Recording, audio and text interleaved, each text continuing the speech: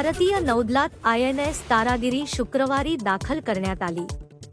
या सोहळ्याला उपस्थित होते रक्षा मंत्री राजनाथ सिंह, ज्यांनी सांगितले की संकट काळात बचावकार्य किंवा मानवतावादी मदत पुरवणे असो, आपले नौदल नेहमीच आघाडीवर असते। त्यांनी म्हटले की तारागिरीच्या नौदल प्रवेशामुळे भारतीय नौदलाची ताकद आणखी वाढेल। तारागिरीची निर्मिती माझगाव डॉक शिपबिल्डिंग लिमिटेडने प्रोजेक्ट 17A अंतर्गत केली आहे। हे युद्धजहाज ब्रह्मोस सुपरसॉनिक क्षेपणास्त्र, MF स्टार रडार आणि मध्यम पल्ल्याच्या हवाई संरक्षण प्रणालीने सुसज्ज आहे। जाहिरातीसाठी हे जहाज 76 मिमी तोफ, 30 मिमी आणि 12.7 मिमी क्लोजिन वेपन सिस्टीम, पाणबुडी विरोधी रॉकेट्स आणि टॉर्पेडोज सुसज्ज आहे। यामध्ये भारताची स्वदेशी अणुपाणबुडी अरिदामनचा समावेशही करण्यात आला आहे।